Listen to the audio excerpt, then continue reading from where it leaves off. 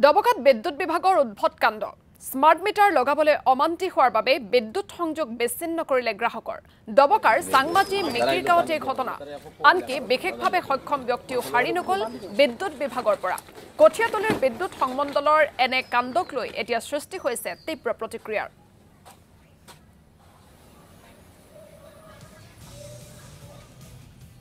আমাৰ হোজাই জিলাৰ চাংমাটি গাঁৱত এগৰাকী দৰিদ্ৰ বিকলাংগ দৰিদ্ৰ সীমাৰেখাৰ তলৰ এগৰাকী ব্যক্তি যাৰ মানে পৰিয়ালত কোনো ব্যক্তি নাই তেখেতৰ ঘৰত গৈছিল স্মাৰ্ট মিটাৰ লগাবৰ কাৰণে তেখেতে স্মাৰ্ট মিটাৰৰ বিষয়ে অতিৰিক্ত বিল আহে বুলি গম পাই তেখেতে লগাবৰ কাৰণে মানা কৰিছিল কিন্তু বিদ্যুৎ বিভাগে তেখেতসকলক বুজোৱাৰ পৰিৱৰ্তে বুজাই সঠিক নিয়মটো বুজাই দিয়াৰ পৰিৱৰ্তে তেখেতৰ নাম মানে বিদ্যুৎৰ সংযোগটো বিচ্ছিন্ন কৰি থৈ গ'ল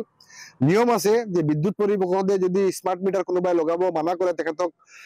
বুজাই লৈ স্মাৰ্ট মিটাৰৰ লগতে পুৰণা মিটাৰটো সংযোগ কৰি দিব লাগে কিন্তু এই নিয়মটো বুজাই নিদি তেখেতৰ বিদ্যুৎৰ মানে লাইনটো বিচ্ছিন্ন কৰি দিয়াটো এক মানে সম্পূৰ্ণ